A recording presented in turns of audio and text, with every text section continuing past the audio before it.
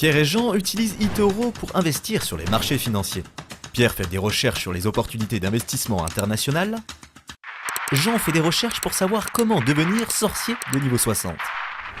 Pierre suit les flux d'actualité pour connaître les dernières infos du marché. Jean suit le flux d'actualité pour visionner les dernières vidéos de chats.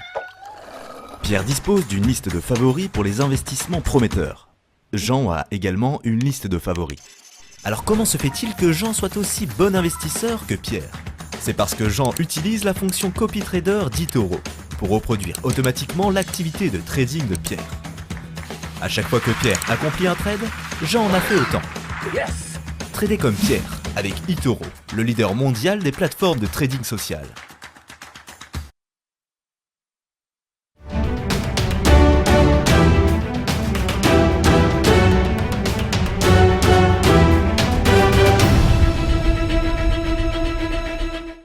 Nous sommes à présent en duplex avec Rodolphe Vial, le fondateur d'ABC Bourse, afin de suivre le cours du CAC 40 ce matin. Bonjour Rodolphe. Bonjour Nicolas. Alors à quoi est-ce qu'on peut s'attendre sur les marchés ce matin, Rodolphe ? Ce matin, écoutez, ça va être c'est une petite ouverture dans le vert, puisque le marché, à l'heure où je vous parle, gagne 0,84% à 4482 points sur le CAC 40. C'est ce qui était attendu au vu de la fermeture largement positive de Tokyo ce matin. Tokyo qui gagne 1,73%. Évidemment, il y a des rumeurs de nouveaux plans de soutien au Japon, donc ça a apporté vraiment un boost sur l'indice. Après, ce qu'il faut attendre aujourd'hui, c'est le calme plat, hein, a priori.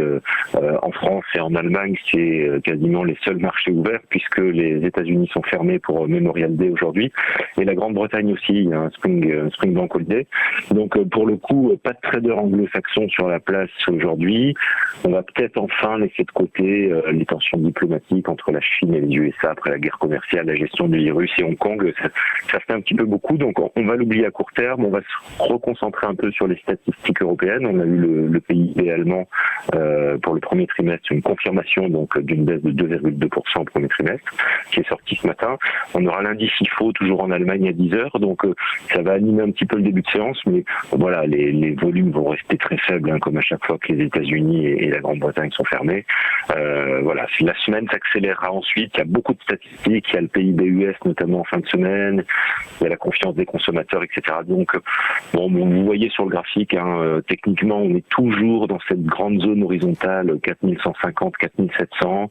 On fait des allers-retours entre les bornes, mais il n'y a pas de tendance qui se dégage. Et voilà, c'est pas aujourd'hui qu'on va prendre une grande direction majeure. On va rester dans des marges étroites a priori. Voilà, 0,77% de hausse à l'instant. Donc pas de grande direction majeure pour aujourd'hui. Merci beaucoup Rodolphe Vial pour cette analyse. Je rappelle que vous êtes le fondateur d'ABC Bourse.